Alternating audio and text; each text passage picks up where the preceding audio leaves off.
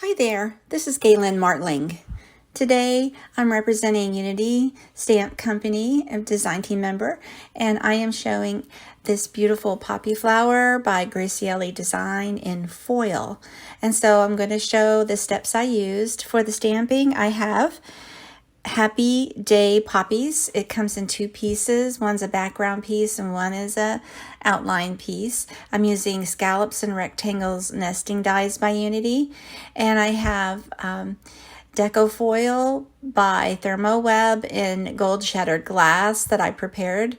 I'm using Distress ink and Simon Says Stamp ink blending brushes. And so for this first panel, I already pre-prepared it for foiling.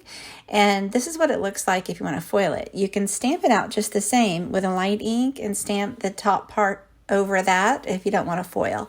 But I went ahead and foiled this. So the second piece is the outline.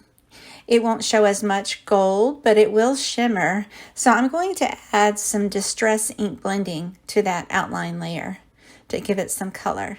Now, if you're going to use Copic markers, I recommend that you stamp and color your flower first, or your image that you're working with.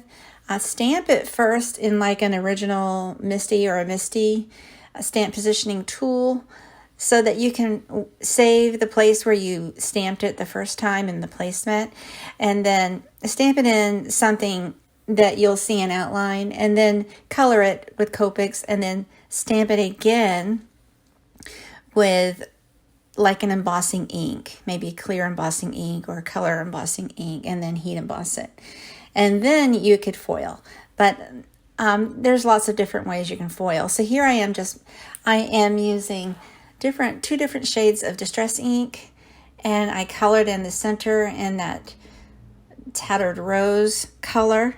And then on the outside, I used Victorian velvet in the center and tattered rose on the edges. I just wanted a variegated look to the flower. And then I fussy cut it out and just wipe excess off with a paper towel.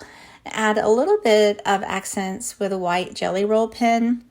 And then just go ahead and see what it looks like layered, and see how I'm offsetting the layering so you could see the foil behind it. Since this is not going to be stamped directly onto the background, instead I just offset that foil piece. Now I die cut the sentiment with a heart, and I also use some extra hearts from both of these hearts. Dies are by My Creative Time, and then I just place that with a little bit of Nouveau drops to finish. I hope you like this and give it a try. Thanks so much for watching. Please take a moment to like and subscribe to my channel if you will, and have a great day.